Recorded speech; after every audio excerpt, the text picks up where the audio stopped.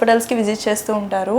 So surgeries అనేది different surgeries different cost కింద చూస్తారు. సో ఎలా డిఫరెన్షియేట్ చేయొచ్చు సార్, అంటే ఒక్కొక్క సర్జరీ ఒక్కొక్క కాస్ట్ అని? వెరీ ఇంట్రెస్టింగ్ క్వశ్చన్ అండి. యాక్చువల్లీ ఒక హాస్పిటల్కి ఒక పేషెంట్ సర్జరీ కోసం వచ్చినప్పుడు డెఫినెట్లీ ఒక్కొక్క హాస్పిటల్ ఒక్కొక్క అమౌంట్ చెప్తూ ఉంటుంది.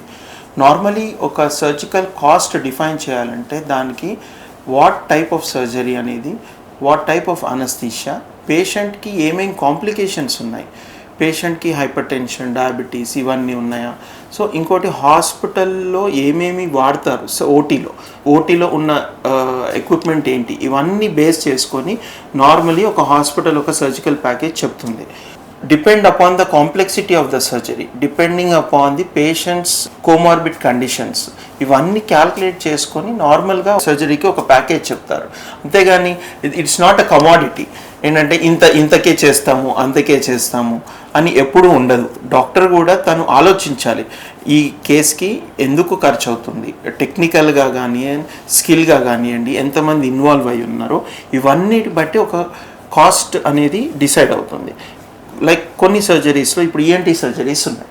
సో ఈఎన్టీ సర్జరీస్లో కాస్ట్ అనేది డిఫరెంట్ రీజన్ వల్ల. సార్ సంతోష్ గారు చెప్పండి. సో ఈఎన్టీ సర్జరీలో మనం మోస్ట్ అడ్వాన్స్డ్ ఇన్స్ట్రుమెంట్స్ మనకి microdebrider instrument and coblator instrument and laser techniques వాడతాం సార్. సో దానికి ఏంటంటే మనకి ప్రెసిషన్ అన్నది పెరుగుద్ది, సర్జరీలో పోస్ట్ ఆపరేటివ్ పెయిన్ తగ్గుద్ది, సర్జరీ టైంలో కూడా మనకి బ్లీడింగ్ చాలా తగ్గుతుంది సార్. సో ఈ ఎక్విప్మెంట్స్ వాడడం వలన పేషెంట్కి post operative pain and bleeding అన్నది తగ్గుద్ది సార్. సార్ మీరేమంటారంటే ఇప్పుడు పేషెంట్స్కి మనము డిబ్రైటర్ కానివ్వండి ఈ ఎక్విప్మెంట్ వల్ల బెటర్ రిజల్ట్ వస్తుంది కాబట్టి డెఫినెట్లీ కాస్ట్ అనేది పెరుగుతుంది. అలానే పేషెంట్స్కి వాండ్ అనేది యూజ్ చేస్తారు ఈఎన్టీలో. సో ఇవన్నీ యూజ్ చేయడం వల్ల కాస్ట్ అనేది డిసైడ్ అవుతుంది. ఓకే, ఇప్పుడు ఈఎన్టీ సార్ చెప్పినట్టు లాప్రోస్కోపిక్ సర్జరీస్లో కానివ్వండి, జనరల్ సర్జరీస్లో కానివ్వండి, పేషెంట్కి నార్మలీ మనం కాస్ట్ అనేది చెప్పడం జరుగుతుంది. అది ఏ క్రైటీరియా బేస్ చేసుకొని చెప్తాము? సో బేసిక్గా ఓపెన్ సర్జరీస్లో మనకి ఎక్కువ టెక్నాలజీ ఏమి యూజ్ చేయము, బికాస్ మనం డైరెక్ట్ హ్యాండ్స్తో ఇన్స్ట్రుమెంట్స్ యూజ్ చేసి రెగ్యులర్గా యూజ్ చేసి ఇన్స్ట్రుమెంట్స్ యూజ్ చేసి చేస్తాం కాబట్టి ఆబ్వియస్గా ఓపెన్ సర్జరీస్లో compare to laparoscopic surgeries cost అనేది తక్కువే ఉంటుంది. అలానే ఓపెన్ సర్జరీస్లో మనం యూజ్ చేసే ఇంప్లాంట్స్ కానీ, అంటే ఫర్ సపోజ్ హెర్నియాలో కానీ మనం యూజ్ చేసే మెష్ కానీ, దానికి యూజ్ చేసే సూచర్ మెటీరియల్స్ కానీ, వీటి కాస్ట్ వల్ల మనకి సర్జరీ కాస్ట్ అనేది పెరిగే అవకాశం ఉంటుంది. ఒకవేళ సింపుల్ సర్జరీస్ అపెండిసెక్టమీ ఇట్లాంటివి అయితే కంపేర్ టు హెర్నియా సర్జరీస్ కంటే తక్కువ కాస్ట్లోనే అయిపోతాయి. సో అట్లే లాప్రోస్కోపిక్ సర్జరీస్ అంటే అందులో చిన్న హోల్స్ పెట్టి మనము చేస్తాం కాబట్టి దానికి యూజ్ చేసే టెక్నాలజీ డిఫరెంట్ ఉంటుంది కాబట్టి ఓపెన్ సర్జరీస్ లాగా మనం అంతా ఓపెన్ చేసి చేయం కాబట్టి ఆబ్వియస్గా ఆ కాస్ట్ అనేది compare to open surgeries laparoscopic surgeries అనేది కొద్దిగా కాస్ట్ ఎక్కువ ఉండొచ్చు. అండ్ లాప్రోస్కోపిక్లో కూడా మళ్ళీ మనం టైప్ ఆఫ్ సర్జరీ, ఇప్పుడు గాల్ బ్లాడర్ సర్జరీస్ అనుకోండి, అందులో మామూలు అపెండిక్స్ సర్జరీస్ కంటే కొద్దిగా కాస్ట్ ఎక్కువ ఉండే అవకాశం ఉంటుంది, ఎందుకంటే దాంట్లో మళ్ళీ క్లిప్స్ అని వాడతాము. అట్లే హెర్నియా సర్జరీస్ తీసుకుంటే డిఫరెంట్ టైప్స్ ఆఫ్ మెష్ ఉంటాయి. కొన్ని ఇంట్రాపెరిటోనియల్ మెష్ అంటారు, అంటే లోపల పొట్టకు పేగులకి మధ్యలో పెట్టే మెష్ ఉంటుంది. అట్లాంటి డ్యూయల్ మెష్ అని, ఇవి కాస్ట్ అనేవి ఎక్కువ అవుతాయి.